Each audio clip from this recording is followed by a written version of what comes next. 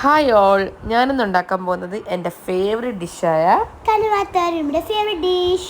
Okay. അപ്പം അതിനായിട്ട് കുനുകുനാ നരിഞ്ഞ ചുവന്നുള്ളി, ഇഞ്ചി, ചെറിയ ജീരകം എല്ലാം നമ്മൾ എണ്ണയിലിട്ട് നന്നായിട്ട് മൂപ്പിച്ചെടുക്കും. അതിലേക്ക് എത്ര പച്ചമുളക് ആഡ് ചെയ്യണം? 2 പച്ചമുളക് ആഡ് ചെയ്ത് കൊടുക്കുക. ഓക്കെ. ബ്രൗൺ നിറമാകുമ്പോൾ നമ്മൾ ഓൾറെഡി കുക്കറിലിട്ട് 2 വിസിൽ ഏൽപ്പിച്ച കണവ നമുക്ക് ഇതിലേക്ക് ആഡ് ചെയ്യണം. ഇത് വേവിക്കാൻ വേണ്ടിയിട്ട് നമുക്ക് മഞ്ഞൾപ്പൊടിയും ഉപ്പും എണ്ണയും ജീരകവും കൂടി ചേർത്ത് 2 വിസിൽ ഏൽപ്പിക്കുക. ഇതിലേക്ക് ആഡ് ചെയ്ത് കൊടുക്കുക. എന്നിട്ട് ഇത് എന്ത് ചെയ്യുക, ഒരു 2 മിനിറ്റ്സ് നന്നായിട്ടൊന്ന് മൂടി വെച്ച് വേവിക്കാം.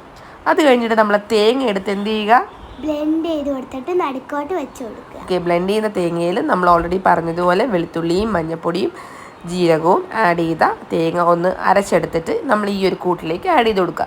ഈ 3 മിക്സും കൂടി നന്നായിട്ടൊന്ന് മിക്സ് ചെയ്തെടുത്തിട്ട് നമ്മുടെ എന്തുണ്ട്, നമ്മുടെ കയ്യിൽ വെള്ളം ഉണ്ടല്ലേ, ആ വെള്ളം നമ്മൾ എന്ത് ചെയ്യുക, നല്ലൊരു സ്വാദ് കിട്ടാൻ വേണ്ടിയിട്ട് നമ്മൾ കണവ വേവിച്ച വെള്ളവും കൂടി ഇതിൻ്റെ നടുക്ക് ഇങ്ങനെ ഒഴിച്ചു കൊടുത്തിട്ട് നന്നായിട്ടൊന്ന് മിക്സ് ചെയ്യുക. ഇത് ഉമ്മിയുടെ ഭയങ്കര ഫേവറേറ്റാണ്. ഉമ്മി ഒരു 6 മന്ത്സിന് മേലായത് കഴിച്ചിട്ട്. അപ്പോൾ ഉമ്മിക്ക് ഇതാരാ വാങ്ങി തന്നെ?